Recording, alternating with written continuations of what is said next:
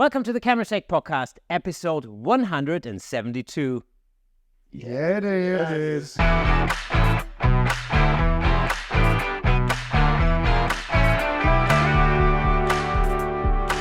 We finally made it. We are here in the Lofoten Islands on an amazing experience. We've got our Viking models, Dave Williams in the corner over there. We're just going to go through and introduce ourselves, and then we're going to go right into what this experience has been like for all of us. So we can start over there with Paul. So, Paul, just tell us who you are, what kind of photography you usually do, and what made you come here to the Lofoten Islands. My name is Paul Kober. Normally I shoot animals on instruments in nature. And I've known Dave for a while and just followed him, and just the fact that being up here is just cool, I thought. And photographing Vikings is just like a dream. And you also dressed as a Viking. I'm dressed as a Viking. And why? Well, the reason is we're going to get into that in a little while. Okay, but we'll move on and we'll introduce our next guest on the show. Hello. My name is Marja Effenberger. I'm here as a Viking model together with Roel. And photography is a little hobby of mine, so I'm really enjoying what I'm seeing here. Fantastic. And of course, everybody knows who that is. I'm Dave Williams. Welcome to Lofoten. My name is Roel van Mierlo. I'm a model, and my expertise is in historically modeling. So Viking is really something I do more often, and to be able to do it here is just great overall. And we're going to talk about your outfit and your armor in more detail in just a second as well. So stay tuned for that. All right. Hey, I am Bob Pierce. I came from Memphis, Tennessee. I typically do a lot of real estate, architecture, photography, and then some portraits and headshots. And I heard about it from this guy over here, David Bergman. And he called my parole officer, and they worked it out and said it was okay if I left the country. So here I am. Oh boy, it's going to be that kind of podcast. Yeah, I'm David Bergman. I'm a Canon Explorer of Light, and I'm a tour photographer, also a photo educator myself. And I couldn't be happier to be here. I heard about this on Kirsten's podcast. I was actually on the Camera Shake. I don't know what number that was. Yes. Roll back. If you're on YouTube, if you're listening on YouTube, well, if you're listening to the audio version, of course, check it out. But if you are watching on YouTube, then just go into the playlist and check out that interview with David Bergman a few months ago, first class. Anyway, but do that after you've finished watching this episode, because we're not finished. Yeah. So I was a guest on the podcast, and then a few episodes later, Dave Williams was on, and I saw that he was hosting this workshop. And I teach a lot of workshops myself. I have never seen the Northern Lights, and I've always wanted to photograph the Northern Lights and see it. And we're up here in the north of the Arctic Circle, and I thought, what a great opportunity to come hang with some friends and make some pictures and see the Northern Lights. And that's what it's been. So it's been awesome so far. And you mentioned you've never seen the Northern Lights before this. And I think that's probably true for most of us, except for Dave, of course. But am I right in saying that none of us, including myself, had ever seen the Northern Lights before? Is that right? Yeah, I live in New York City, and so I see tall buildings. We can barely see the sky, yes. Yeah. So there's no opportunity to see the Northern Lights. I do travel around the world a lot, but it's rare that I have an opportunity to spend, because the Northern Lights, as I learned this week, you don't see them every night, right? The weather it's very weather dependent. It doesn't happen every night. So I just have never had the opportunity to spend a week chasing the light and chasing the weather to try to get some pictures.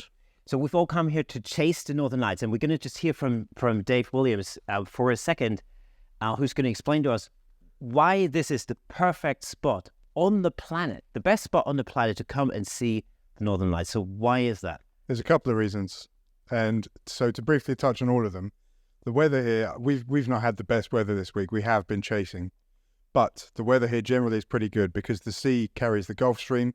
That warms things up, and it tends to give us calmer, better weather. And then in the winter, when the weather comes from the north, because it's so cold, we tend to have clearer skies.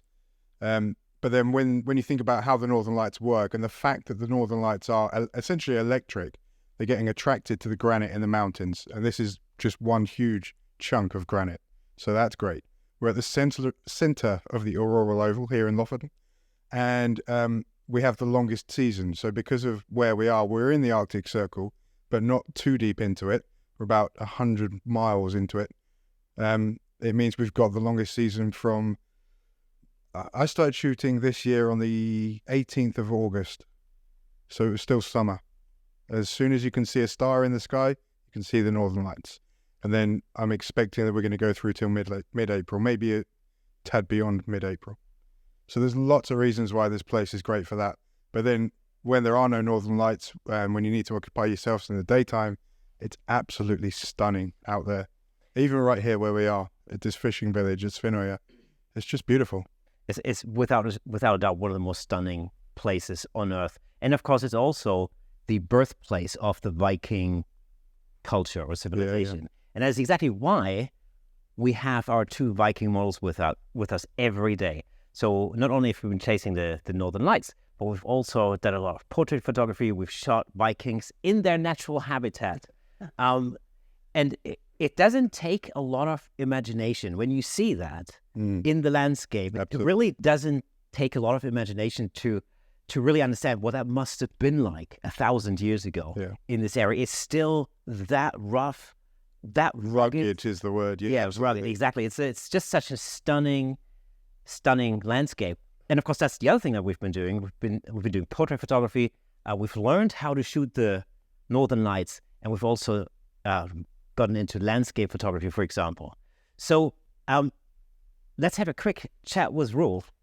Roel's come all the way from Holland, where you're basically a professional model, right? Yeah, that's right. I'm from Holland, which is pretty flat, not comparable to the environment here. So yeah, I've done a lot of Viking modeling.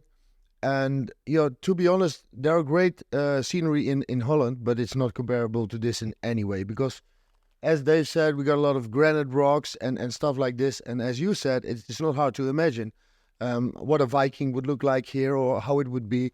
And to just be here, it all just comes together, And we've seen such amazing scenery and landscapes. And, yeah, for me, that it really adds something to the whole experience, I guess, for all you guys as well. So, yeah, it's just awesome to do. And, of course, you've brought a complete outfit. In fact, you brought a range of outfits of authentic Viking armor, weaponry, and so on.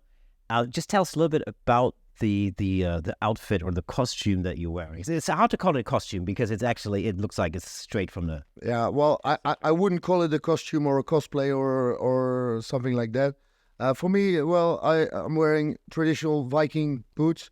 The only thing was not traditional are the soles, because otherwise I would have really pain in my feet at the moment. But wearing a Rus Viking pants and all the rest of the armor, like the tunic is traditional, with traditional Norse lining and everything.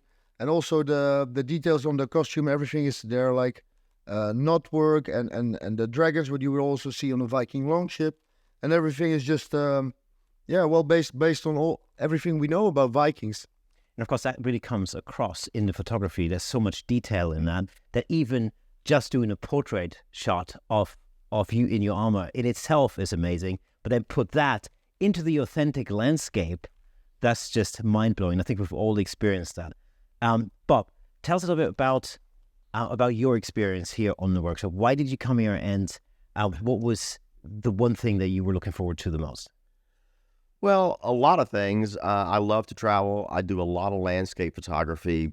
And then, like I had said before, I do a lot of real estate photography, which if you're wanting to find the least exciting, least sexy, least fun form of photography, then you need to go into real estate photography. So I was desperate to do something different. And I love landscape photography. I love mountains and waterfalls. And then when David told me about this, I looked up Dave and immediately realized that he's the king. Of course, you're the Viking king, but Dave is the best in the world at this. And I thought, this is, wallets refill, but clocks don't rewind. Go do it, man. This is the chance. So if anybody has the chance to do this workshop, you'd be a fool not to. It's amazing. It's really well run. It's an amazing experience. It really is. So let's talk a little bit about what people can expect on this workshop. We've come almost to the end of our stay here in the Lofoten Islands, and so we're just going to talk a little bit about what people can expect and all the different things that we've learned and what our experiences have been. So I'm going to start with the first time we saw the Northern Lights. How did that feel? So Paul, if we just move the mic over to you. Paul, what was going through your mind the first time you saw those Northern Lights? It was mind-blowing. Just looking up, we were taking pictures, and Dave saying, "Look up, just look up," because you're all concentrating on the settings and everything like that, and you're just little picture, and he's pointing out, "Look up," because it's majestic. I mean, there's nothing else to describe it. It's just like you go like that, and you're like, so it was mind-blowing. It's a completely surreal experience, isn't it? It's like nothing you've ever seen. You can see pictures, but until you see it in person, even videos don't do it. And you see it all the way across the whole sky. Yeah, there's nothing like it. Phenomenal. Mirra, just tell us a little bit about your first experience seeing those Northern Lights. Well, it was always a dream of mine, like seeing the Northern Lights, and I couldn't describe it better than you did, because it was beyond what I was expecting, and there are actually no words to describe it, because indeed the pictures and the videos, it's you say like wow, but it's way more than wow. Yeah, it's phenomenal. The thing that blew my mind was that when you look at photographs, the first thing that goes through my mind whenever I saw a photograph of the Northern Lights, I always thought like, well, that's probably editing, and maybe it looks like that through a camera, but in real life, maybe, I don't know. Because you hear a lot of people say like, oh, you can't actually see it with your bare eyes. Yeah. The thing is, though, when it all kicks off, it's literally like you think there's a special effects thing going on up in the sky. It is so intense. Really. Yeah. It's just, it's so intense. It's so intensely colorful as well. Green, we've seen pinks, we've seen purples. Yeah. It's just been mind-blowing. Dancing, exactly. The movement, this is the one thing you don't really realize in the photograph, is that these things move. And they move fast, right? So if we pass the mic on to David. David, I want to know people who watch this podcast or listen to this podcast, they probably know your name, they probably know who you are, which is great for me, because we started off with a portrait photography session just to bring everybody up to the same, onto the same page. And from my perspective, if there's anything I don't know, I can always ask David Bergman. Clearly, Thanks for the plug. whatever sense. Check out David's YouTube channel as well. But photographically, technically speaking, what was your impression when you tried to shoot the Northern Lights? Yeah, well, the funny thing is, like you said, I mean, I'd heard it described, but I also thought that a lot of the pictures that I'd seen were very long exposures.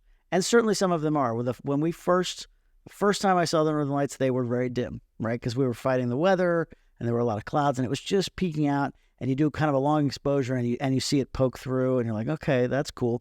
But as the night progressed and the sky opened up, you literally could just look up. By the end of the night, it was like 3 a.m. It was just filled the sky with green, and it was cool. I mean, it was one of the coolest things I've ever seen. So that was sort of my impression of the lights the first time I saw it. And what was your question?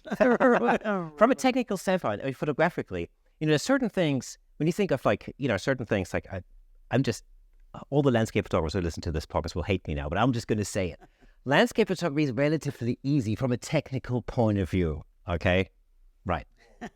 Yeah, stay with me right there. Right, yeah, right. But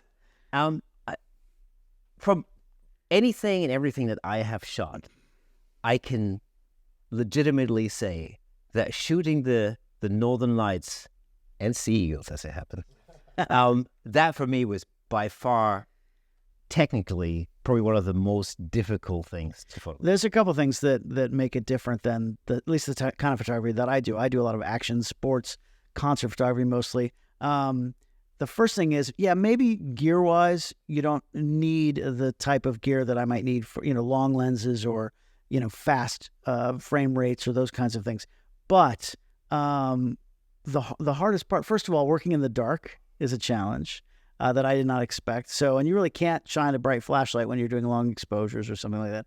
So that was challenging. But also the key to being a great landscape photographer is knowing where to go, right? And that's not something you can just look up on a book, right? So yeah, Dave Williams is the guy, right? And so he knows where to go and how to chase the weather. And so that's why I wanted to come here.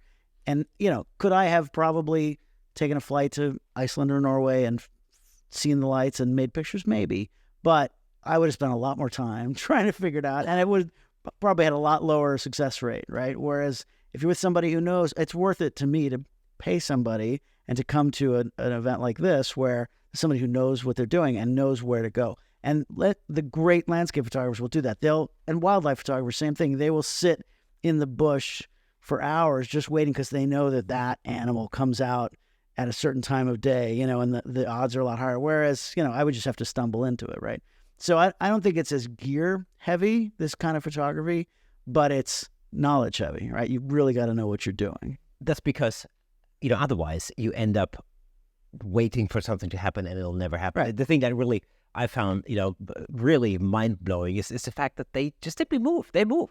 Like you set your camera up, and by the time you've checked your focus and everything else, they've already moved on. They're faster than you think. So I forgot about that. They could be happening on the other side of the mountain. Yeah. And you need to know whether they're happening on the other side of the mountain, whether you're facing the right way, because we're in the middle of the auroral oval. It's not just northern lights in the north. They're the whole sky, north, south, east, west.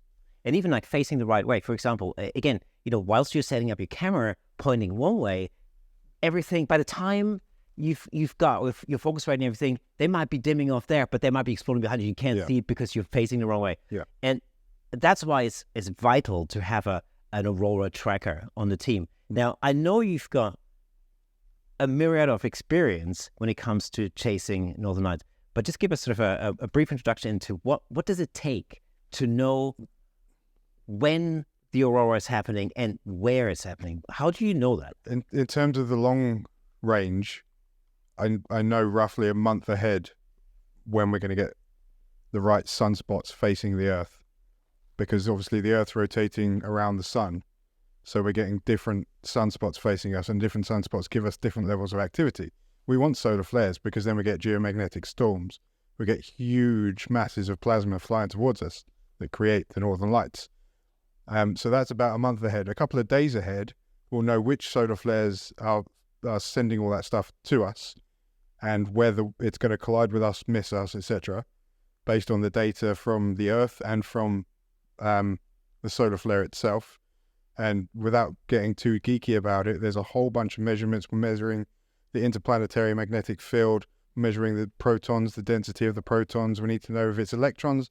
If it's electrons, we're not going to see it. We need the protons. But the solar wind carries both of those things.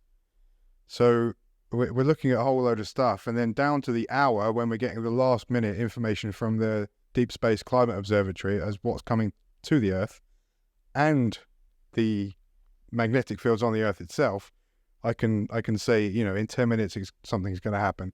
In 40 minutes something's going to happen. So it goes from 30 days down to an hour ahead.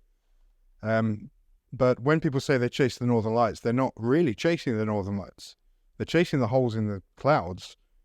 There's not really many totally clear nights, so you need to find those holes. And when the aurora appears, you need to move your position on the Earth to keep the hole open relative to where you are, to drag the aurora out of the clouds. And so it is an art and a science combined, and it requires knowledge of where you are. Exactly. So it requires intimate knowledge of the geography and the infrastructure and everything. Observing the mountains, observing how the clouds behave. Are they high or low? Which direction is the wind? What's the dew point, the humidity? All of that comes into play.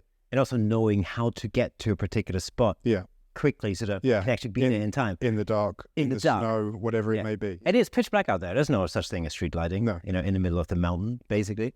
So I know you've come here for many years, and now you actually live here, which makes you perfectly placed. And I think the one thing that's certainly impressed me, but I think impressed all of us, is the fact that you seem to know every trail, every dirt track, every road and every turn. Yeah. And the way that we managed to get from one point to another point, when you could predict that there's going to be something on the other side of the mountain at 20 minutes and we'd be there right on time, in the right spot, looking at the right thing at the right time. That's the advantage. Thank you. Right place, right time. Hey, let me just jump in real quick to tell you about the amazing sponsor of this episode, Platypod.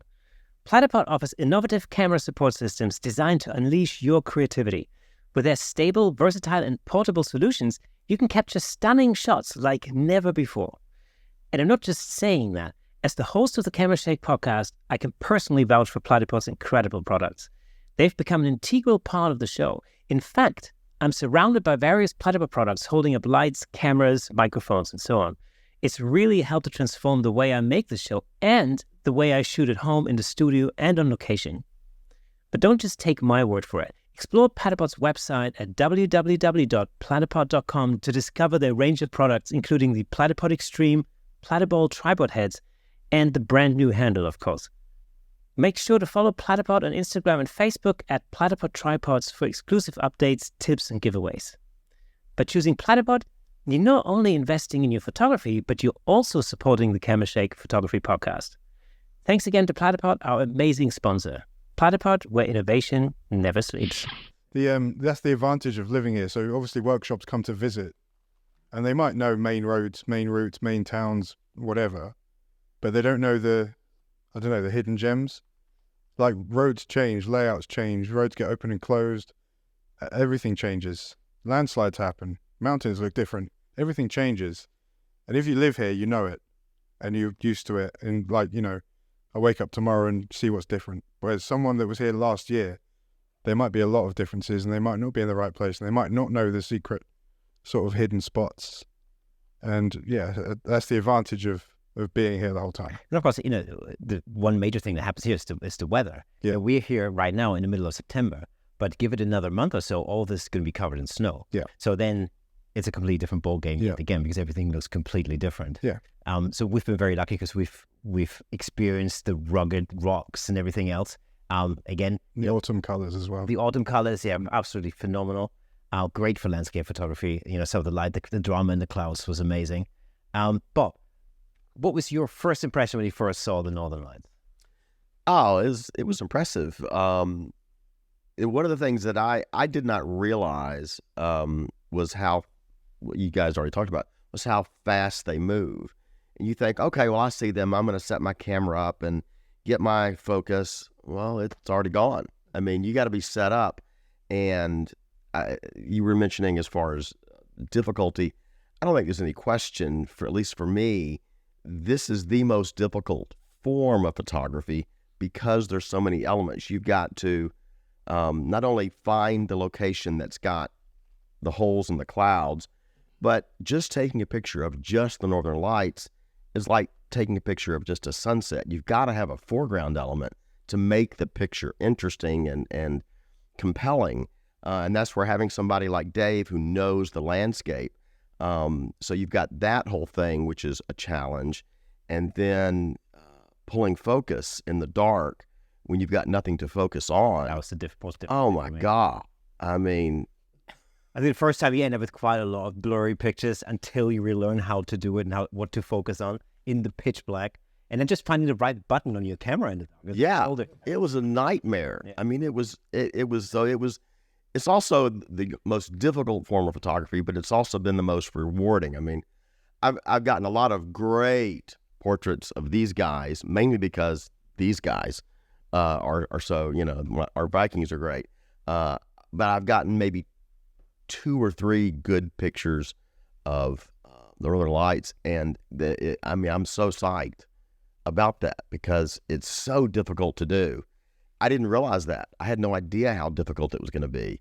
But it's great that you've got you and Dave to help. And now that we've done it for a couple nights, I'm pretty confident. But that first night was nerve-wracking.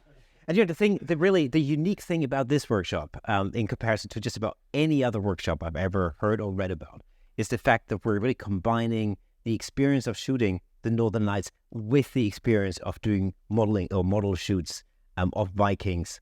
And we can practice portrait photography in the most insanely beautiful landscape during the day, but then we've also combined that at nighttime with the Northern Lights. And we've come across, we've managed to create the most amazing images that way. And wildlife photography.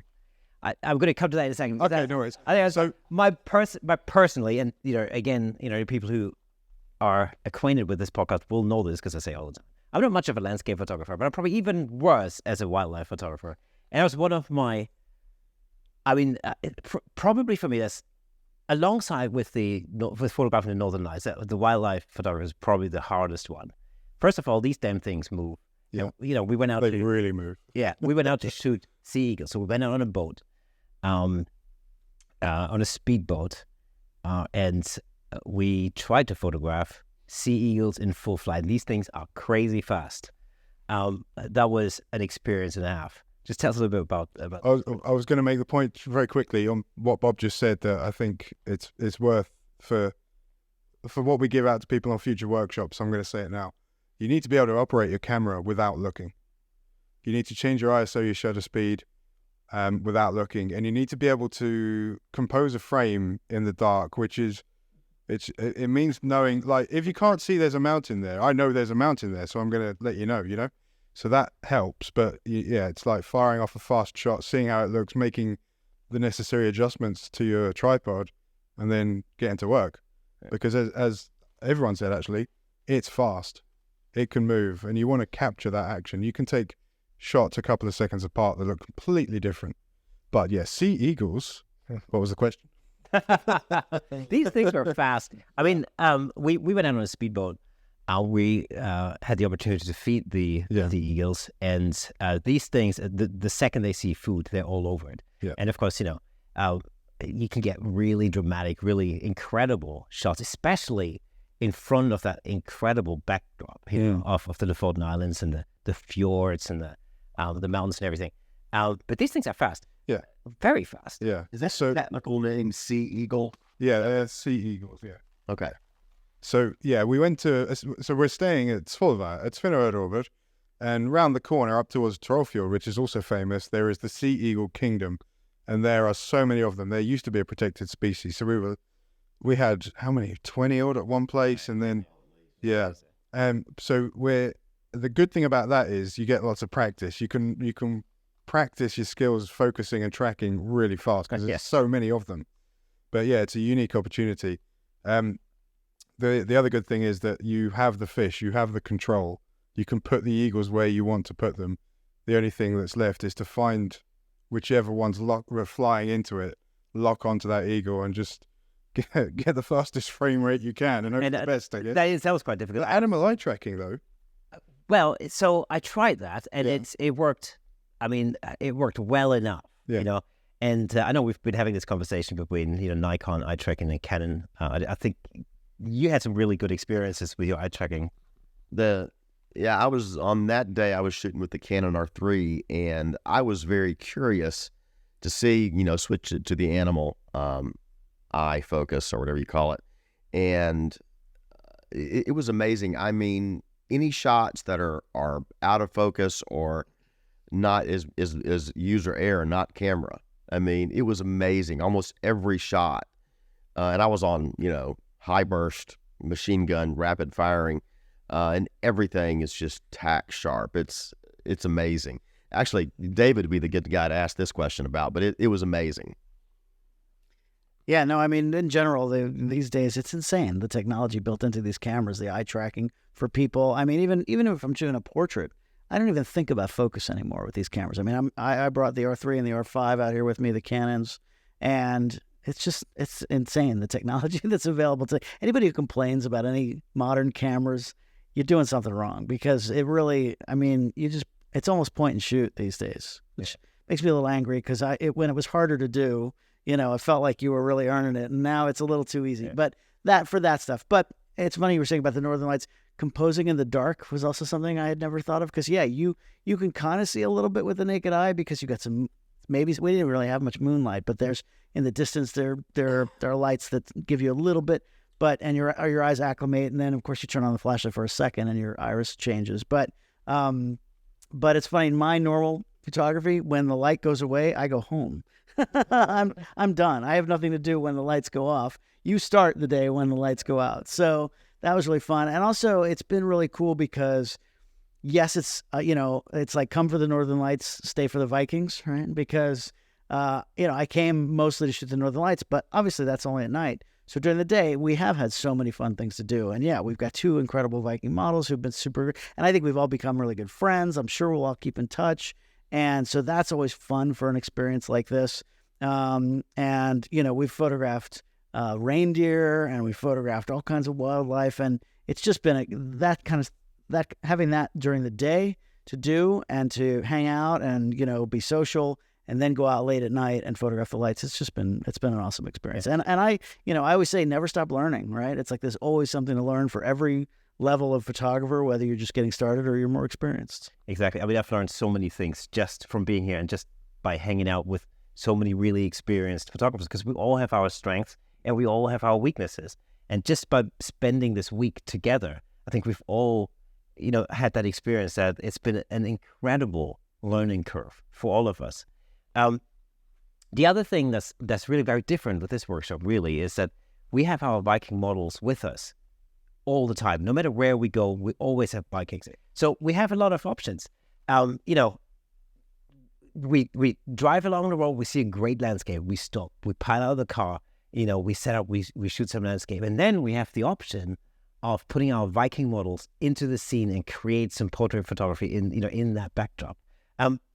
For you as a model role, in what way is this different from what you normally do in Holland? Well, first of all, the scenery, of course. But, I can imagine that exactly what you say, you have us with you all the time. I mean, you can do landscape photography if you want, because, of course, during the day, there are no northern lights. So you got the option for landscape photography. The wildlife can be combined with us as Viking models as well. You can do portraits. You can put us in the background. And if you don't want, we're here anyway. So there are so many options, because otherwise you would be here only for the northern lights. And what you're going to do all day. And now you have like 1 trillion options to do. And it's great that you have such a great package to offer to the people. And for us as a model, it's a great experience as well, because we enjoy the scenery.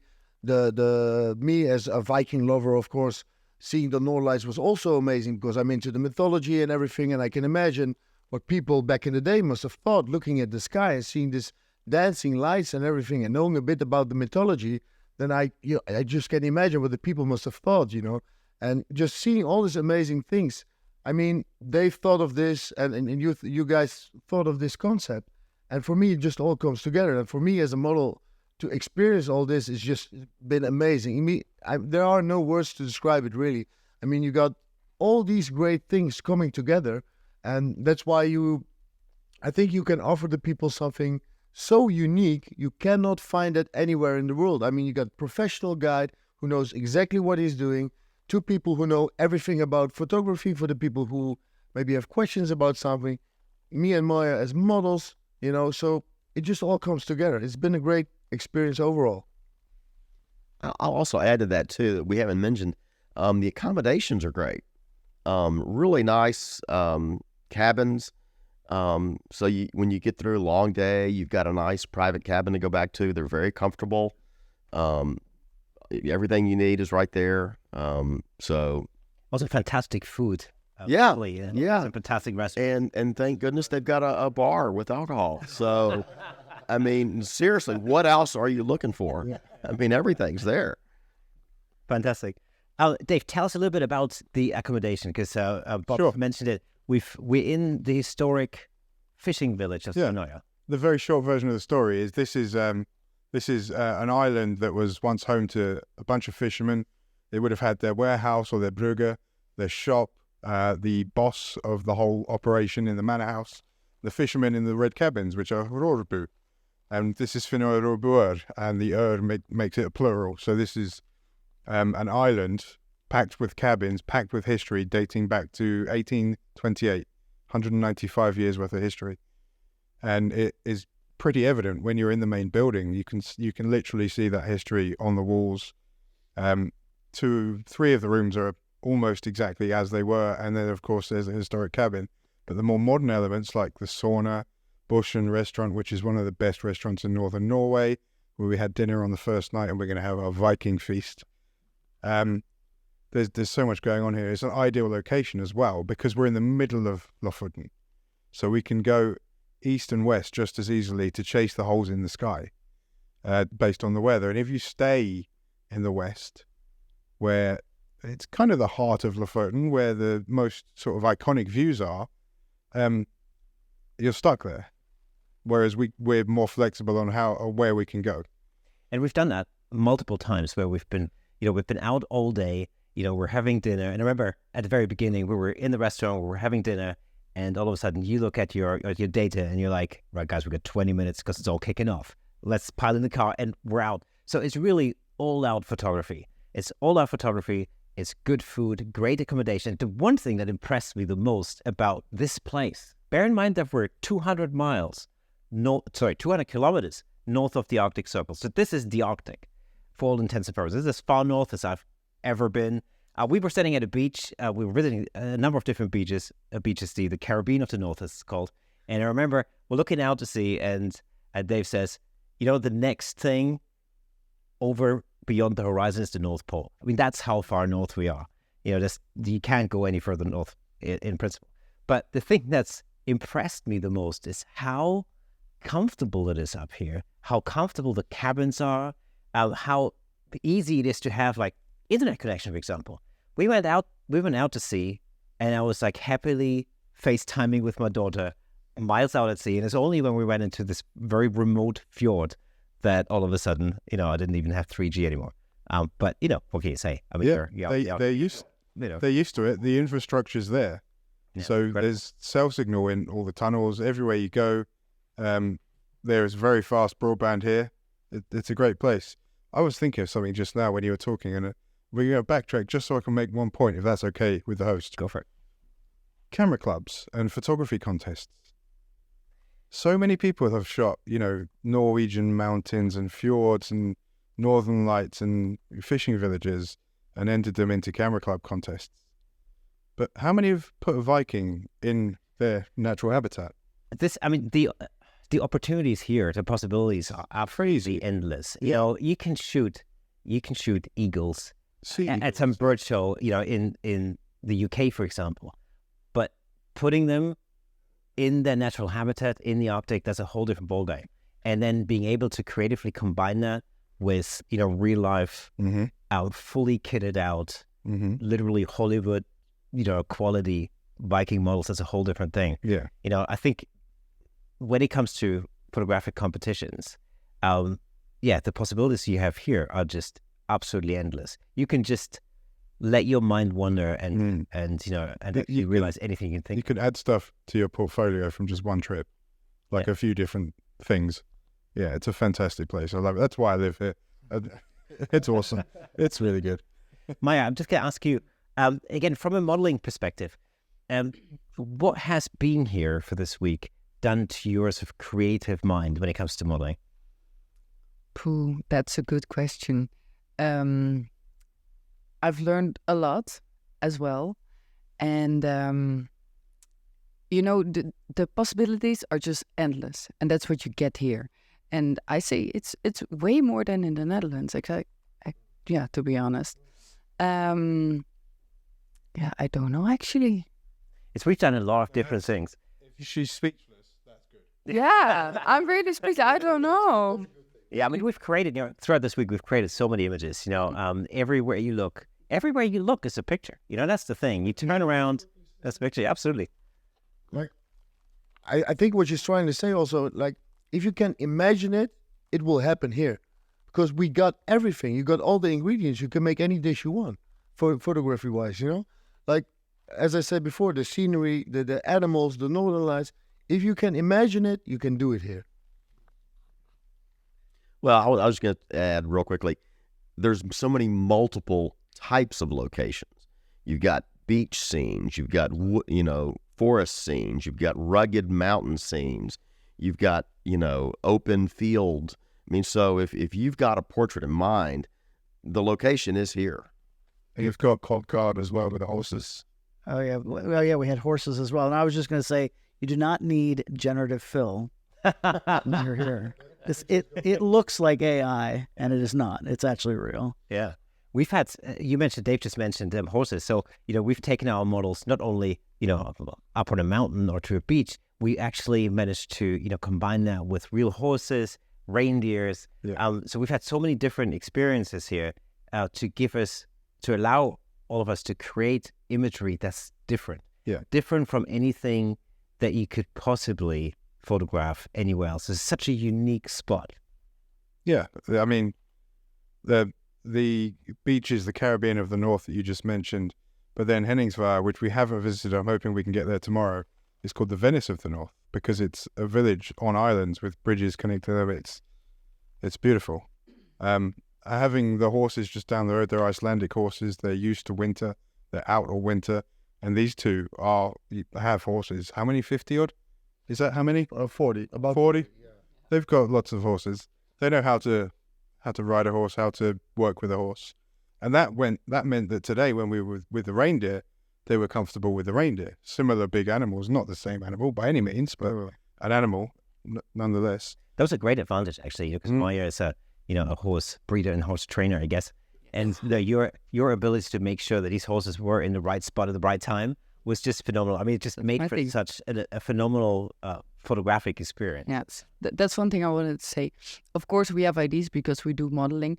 But the thing is, it's really nice when a photographer has an idea, we're in for it. You know what I mean? It's not like we're going to say, oh, no, we're not going to do that. We're just in for it all. Like, what do you want? We can probably do it. And also with animals, we love our job and we love what we do. So that's what you also think you can see back into the pictures. And the fun thing is with the horses, because we are both experienced with the horses, we know how to work with them. Because not every photographer has experience with horses and how the animals behave. But because we are very easy to photograph with the horses. Yeah. And the fun thing is actually the horses that we went to, like we got a beach there. But if you turn like a little bit, you got mountains on the background, turn a little bit more, you got different background. So again, the possibilities are really endlessly. Paul, I just want to ask you, what was your expectation before you came here? And in what way has just being here for this week exceeded your expectation? Well, I really wanted one shot, of a Viking, one dark and moody, one good shot. And the hardest part's going to be picking which ones I want because they're both professionals. Every picture, if it's not good, it's because of me. I did something, but I knew the landscape would be good. I knew the Northern Lights would be amazing, but the Vikings, where else? I was telling them, where else can you get? You could get somebody, a model, have them dressed like a Viking. It's not the same. And just tell us, why are you dressed as a Viking right now? I'm just like this because I wanted to be a Viking in my natural habitat. Yeah, because I'm 3% Norwegian. When in Rome, as they say. Yes. Yeah, I wanted to be a Viking in a shot, so I was. Fantastic. Bob, how did this week surpass your expectations? Oh, gosh. In every single way? How's that for an answer? It really it's been a great experience. The only other workshop that I would compare it to would be David's workshop, which is totally different, but it's also totally amazing and totally worth doing. But you could not be more totally opposite as far as photography and just everything about it. It's totally different. If you're watching and don't know, he has a live concert photography workshop. So it's obviously very different. I think I'll just be brutally honest. When I read about it and stuff, I didn't really understand the whole Viking thing. I was kind of going, I'm not really sure I understand why we're doing that. And I was totally wrong. First of all, both are Viking models. Their personalities are perfect for this. Super nice people. Very just their willingness to do whatever is 100%. You could not be nicer people in the world. And then Dave and yourself, just so accommodating and just giving 100%.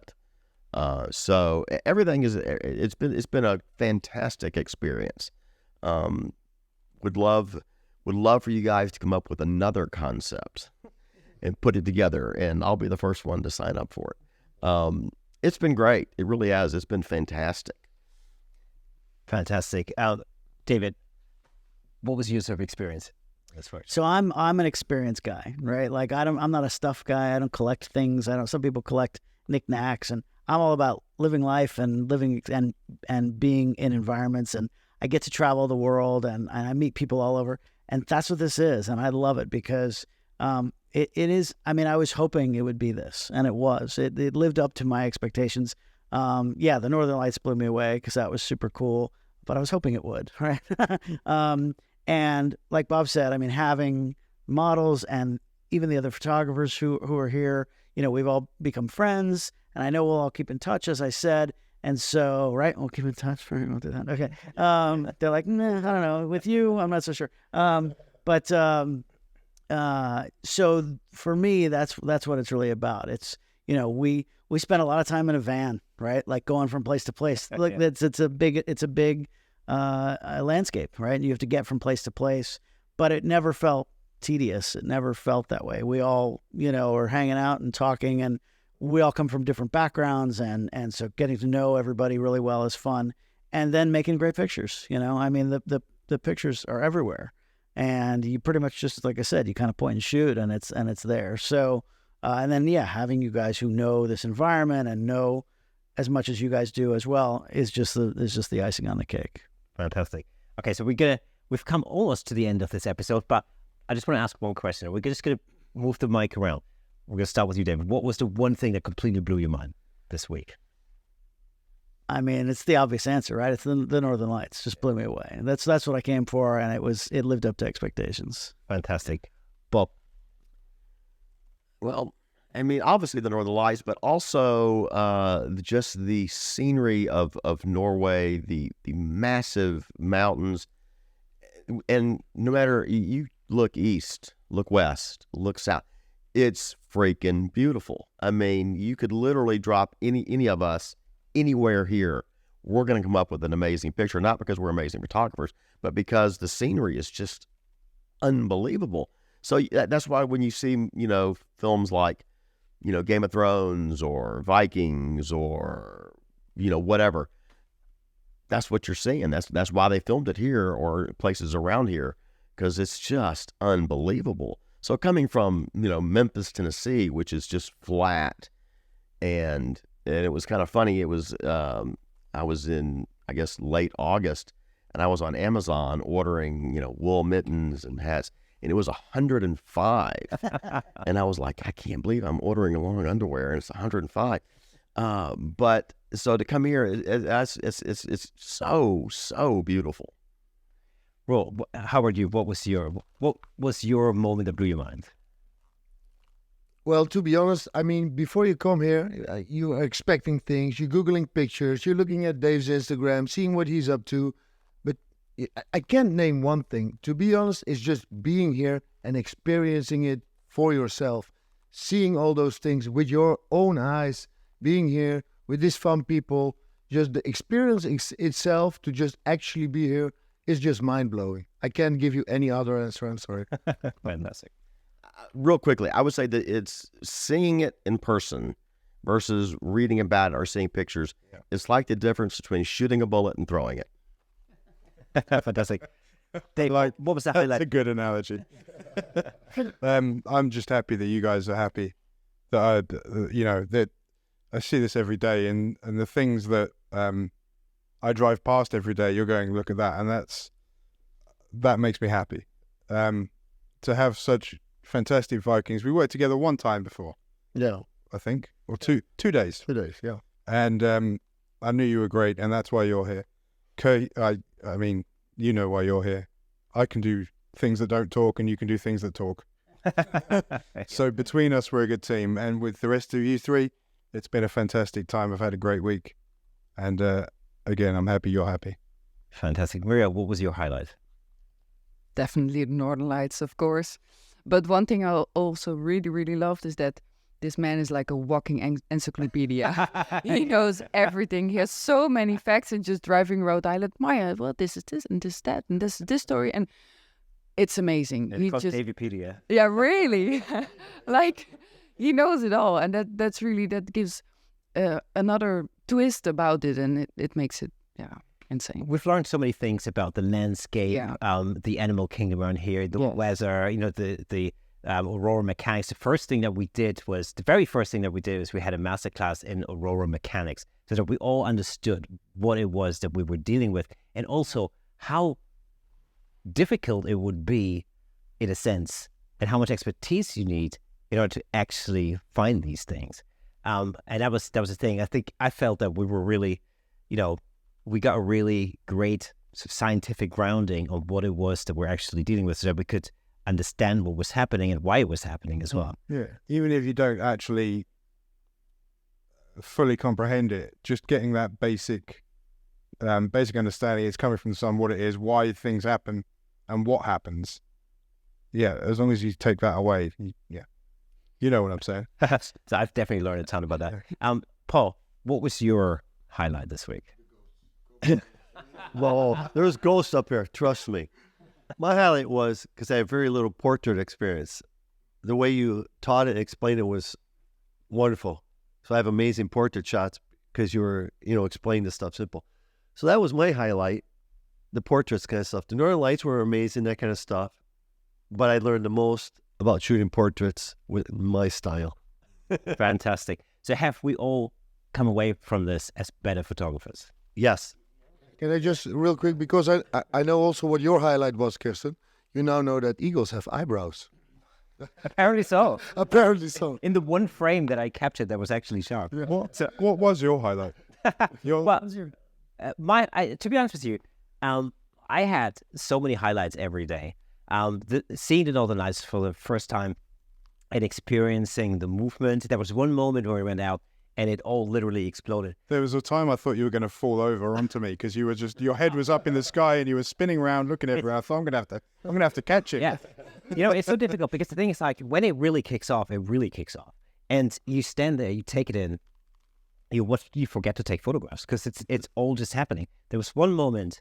I remember the first time we went out, and the very first time I saw the Northern Lights, Dave was saying, "Well, look up. Can you see the green?" And I'm looking up and I'm thinking, I can see. I don't know. Is that green? Could be. I mean, maybe it's a bit teal. Maybe it's blue. I don't know. I'm not sure. I could see it was coming. And yeah. I was trying to. I couldn't see anything. And then we were just about to go back in the van, and I had one foot in the van already, and I look up, and it just kicked off, and it just went crazy. And from then on in, that whole night was just nuts. And there was another moment where it started moving, and it started kind of pouring out, almost like, imagine if you pour out a bucket of paint, and it just sort of poured over the whole sky. It was just one of the most amazing experiences. So that for me was one of the highlights. But the other highlight for me was really the fact that, we all met at the beginning of this week, and we didn't know each other, except for we know each other. And of course we know each other. But at the... I know. Yeah. Know each other. But at the end of this week, we've been through so many adventures together that, I can say that we've all become really good friends. And I think we've all thoroughly enjoyed this experience. Thoroughly, exactly. Yeah, we've learned so much about the landscape, like I said, the animal kingdom, Northern Lights. This whole area is phenomenal. The history is incredible. And I think, we're gonna come away from this really, and we're all gonna remember this for a very, very, very long time. Absolutely. So we've come to the end of this week's Camera Shake podcast. Thank you very much to our guests today. I hope you enjoyed it. Again, if you are listening to the audio version of this podcast, be reminded that there's a fully fledged version over on YouTube as well, where you can not only hear our lovely voices, especially my super sexy, slightly cold inflected voice this time, but yeah, there's a fully fledged video version over on YouTube in full Technicolor. All you gotta do is go to youtube.com/Camera Shake, and you can watch the whole thing there. Otherwise, remember to tune in. We're back next Thursday, as always. I hope you enjoyed it. And that's all from Lofoten in northern Norway, in the Arctic. See you next time.